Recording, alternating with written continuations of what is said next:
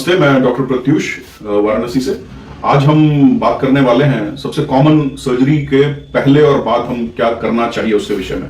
तो मोतियाबिंद, जैसा आप जानते हैं, हिंदुस्तान में सबसे ज्यादा अंधापन का कारण मोतियाबिंद है और इसका ऑपरेशन बहुत ही सरल हो गया है। तो मैं जिस विधि से कर रहा हूं या अधिकतर डॉक्टर जिस विधि से कर रहे हैं उसका नाम है टॉपिकल फेकोएमल्सिफिकेशन सर्जरी। टॉपिकल मतलब कोई सुई नहीं लगती है, ड्रॉप के द्वारा एनेस्थेटाइज करके आंख को शून्य करके सर्जरी की जाती है। तो कोई सुई नहीं, कोई पट्टी नहीं, ऑपरेशन के बाद आप घर जा सकते हैं। फेकोएमल्सिफिकेशन मतलब बहुत ही सूक्ष्म चीरे से 2.2 या 2.8 मिलीमीटर के चीरे से हम ऑपरेशन करते हैं। क्योंकि इतना छोटा चीरा है, घाव जल्दी भर जाता है, इसलिए बहुत ज्यादा परहेज की जरूरत आज के जमाने में नहीं होती है। तो सबसे पहले हम बात करें कि ऑपरेशन के पहले मोतियाबिंद का एक नॉर्मल सर्जरी जो है उसके पहले हमने क्या क्या परहेज या सावधानियां रखनी है। तो सबसे पहले जो रिसेंट गाइडलाइंस हैं उनके हिसाब से आपको कोई भी दवाई बंद नहीं करनी है। अगर आप एस्पिरिन भी खा रहे हैं तो आपका टॉपिकल फेको आराम से हो सकता है। तो सारी दवाइयां आपने खाते रहना है, ऑपरेशन के पहले तक खाना है, ऑपरेशन के बाद भी खाना है। तो कोई भी जो भी अन्य बीमारियों की आपको दवाई चल रही है, blood pressure, sugar, heart, liver, जिस जोड़ों के दर्द, इन सब की दवाइयां चलती रहेंगी, कुछ भी नहीं रुकेंगी। दूसरा, कई बार लोग पहले ड्रॉप डाल के फिर सर्जरी करने के लिए बुलाते हैं। तो ऐसा भी आजकल लेटेस्ट जो गाइडलाइंस है उसमें ऐसा नहीं है। उसका कारण यह है कि आंख के कुछ दोस्त बैक्टीरिया होते हैं।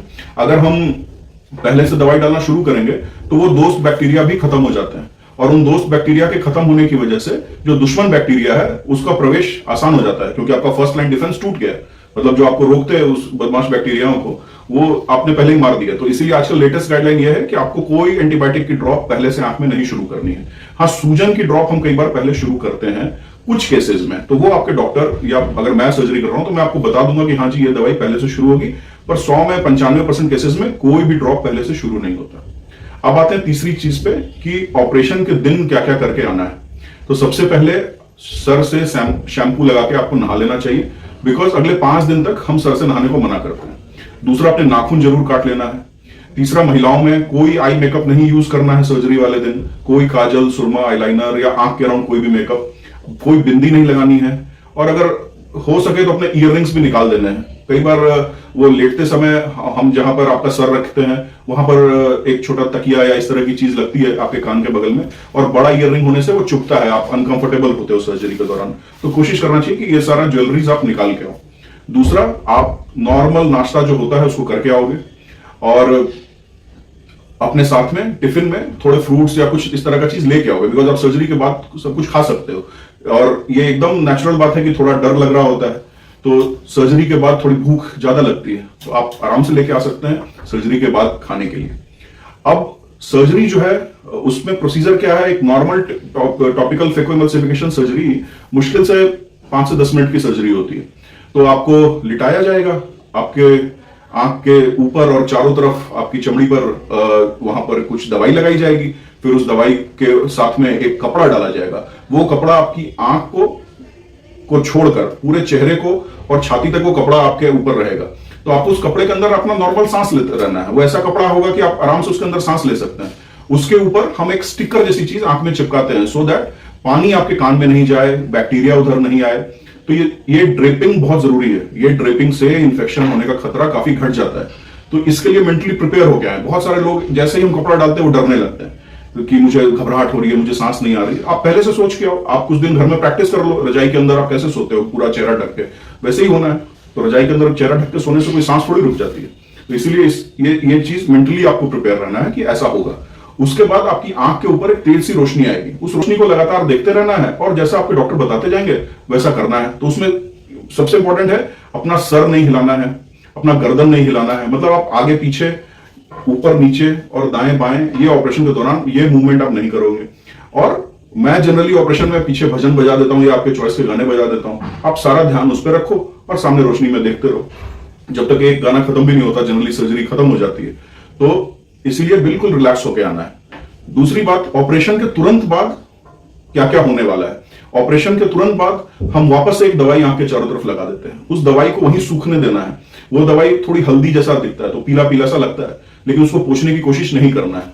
दूसरा, आंख पर बिल्कुल हाथ नहीं लगाना है। आंख ऑपरेशन के तुरंत बाद बिल्कुल साफ नहीं दिखने लगता, थोड़ा धुंधलापन रहता है, थोड़ा खड़कन रहता है, थोड़ी दवाइयों की वजह से उसके कण आंख में फंस रहे होते हैं तो चुभन, पानी आना, ये सब एकदम नॉर्मल बात है। तो इसके लिए भी मेंटली प्रिपेयर रहना है।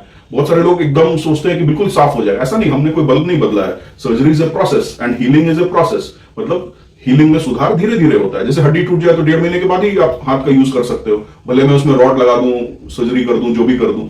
उसी तरह से मोतियाबिंद के सर्जरी में भी एटलीस्ट 2 to 3 डेज तो लगता है पूरा रिकवरी होने में। तो इसीलिए ये पेशेंस जरूर रखना है।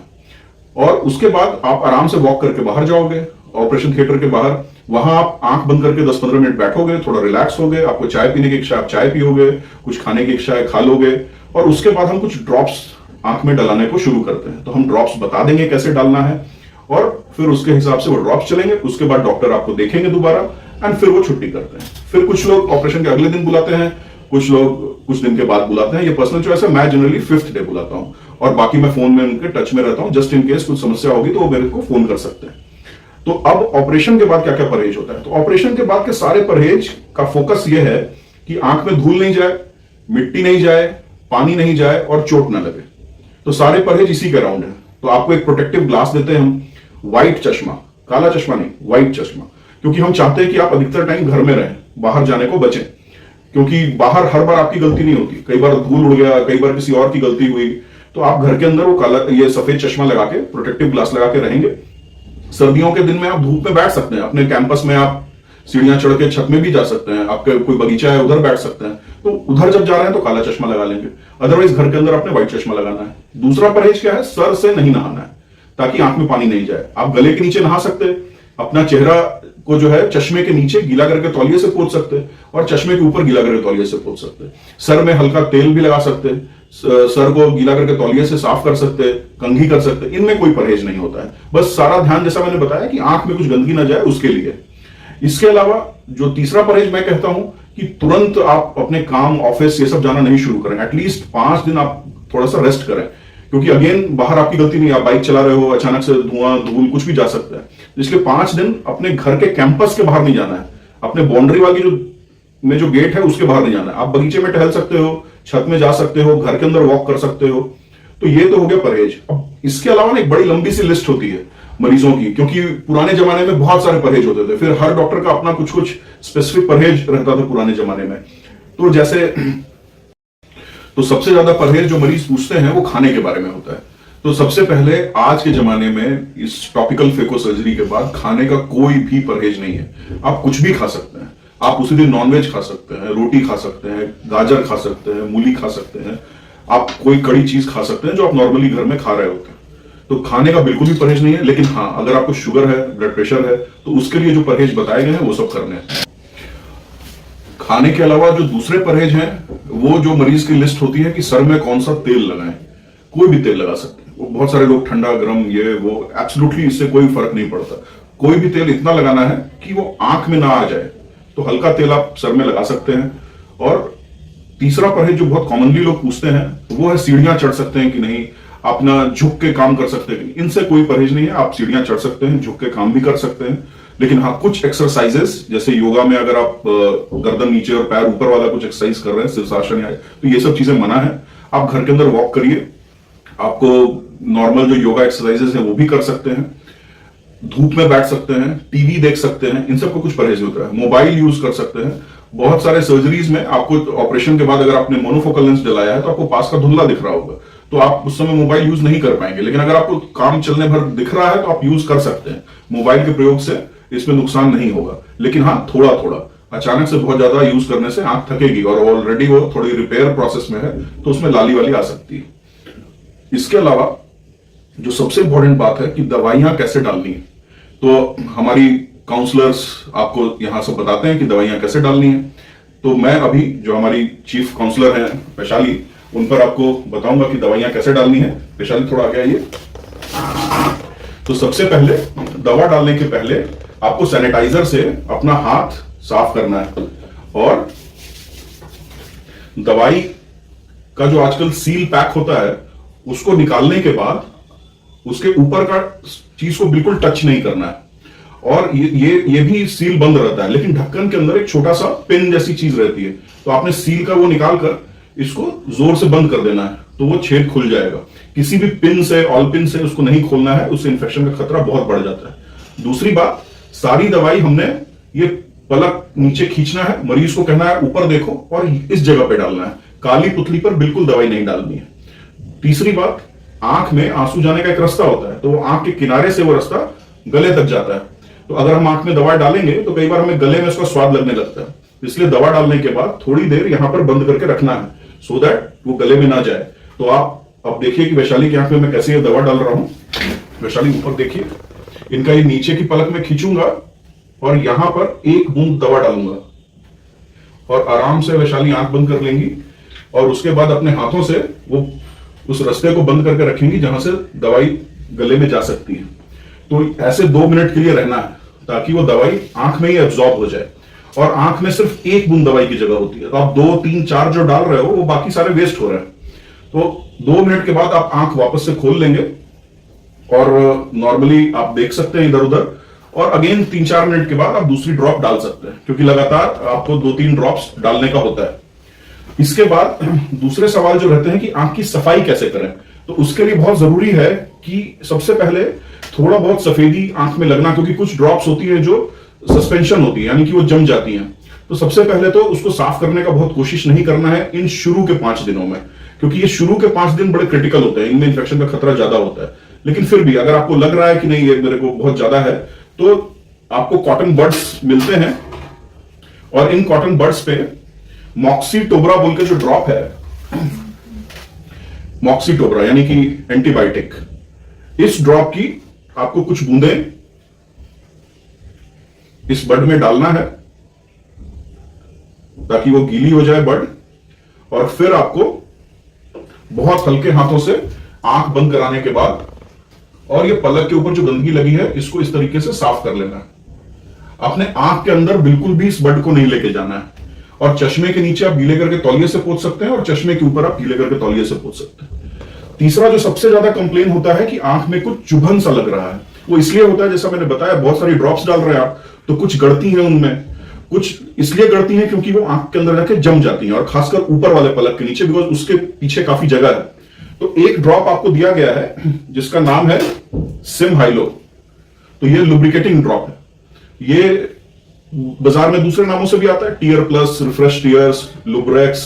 तो इसको क्या करना है, क्योंकि आपको उस कण को आंख के अंदर से छू के तो निकालना नहीं है, तो ये दवा आपको निकालने में मदद करेगी।